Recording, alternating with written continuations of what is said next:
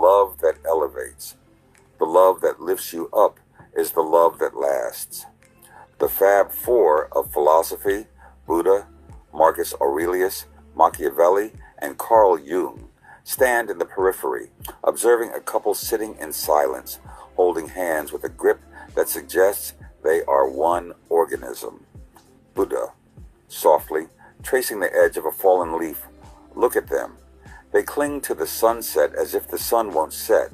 They speak of forever in a world made of sand. Do they not know the first noble truth? To love is to invite the grief of the eventual parting. Everything is anicca, impermanence. Marcus Aurelius, adjusting his toga, eyes fixed on the couple. Peace, Siddhartha. Look closer. They aren't clinging. They are harmonizing. They have mastered the dichotomy of control. They know they cannot control the ticking of the clock or the failing of the heart. So they have placed their entire stake in the only thing they can govern, their character and their choice of each other. That is not attachment. That is a disciplined soul sharing its fortress. Machiavelli, leaning against the oak, a cynical smirk playing on his lips. A fortress or a mutually beneficial treaty? Let's be real. Most love is a series of strategic concessions. I'm looking for the sinister intent. Is she staying for the security? Is he staying because he's too frail to find a new ally? Love is usually just a mask for the fear of being alone in the dark. Jung, pacing slowly, hands behind his back. Careful, Niccolo. You see a shadow and call it the whole man, but watch their eyes. There is no trickster here. Usually, the ego plays games. We project our unlived lives onto our partners, and when the projection fails, the love dies. But these two, they've integrated.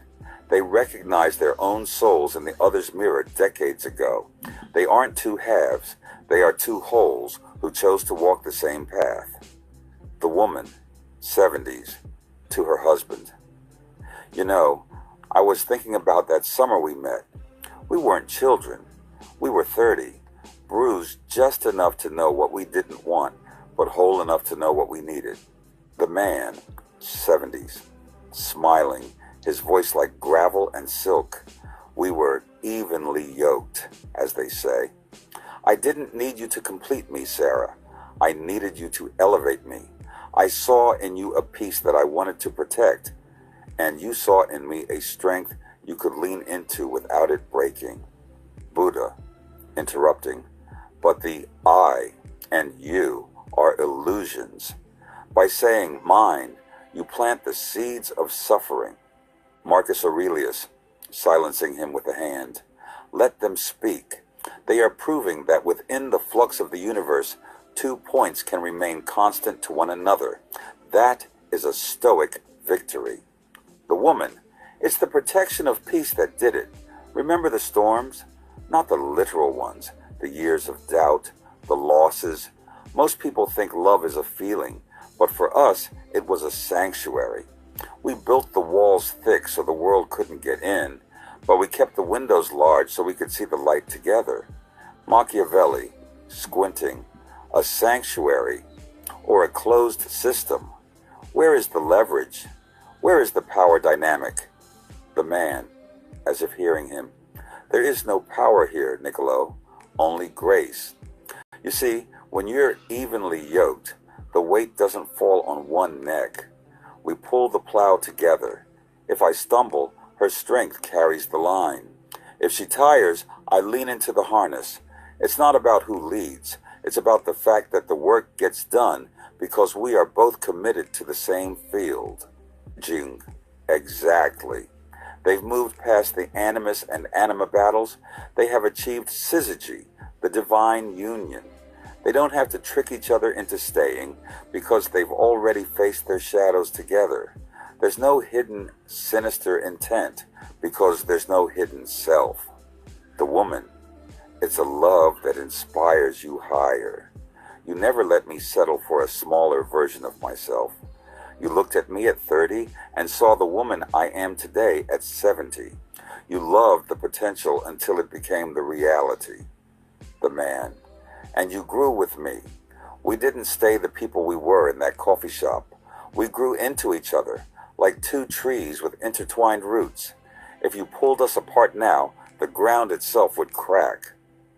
Buddha, with a sigh of realization, I see. It is not the clinging of a drowning man to a log. It is the flowing of two rivers into one sea. They have accepted the end, and in doing so, they have made the present eternal. Marcus Aurelius, it is the ultimate expression of logos, to choose every morning for 40 years to be the guardian of another's soul. Nothing is promised, yes, but they have made a promise that transcends the lack of guarantees. Machiavelli, slightly humbled, though he'd never admit it, fine. If there is no sinister intent, then it is the most efficient alliance I have ever witnessed. A total surrender that results in total security. It's brilliant in its own way. Jung, it's more than brilliant.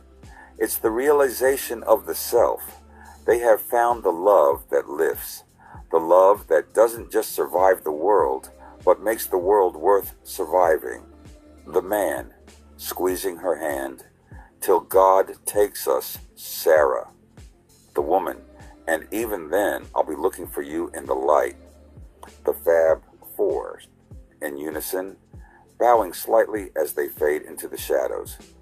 To the love that elevates, to the love that lasts.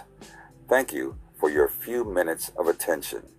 Before you go, like this video and subscribe.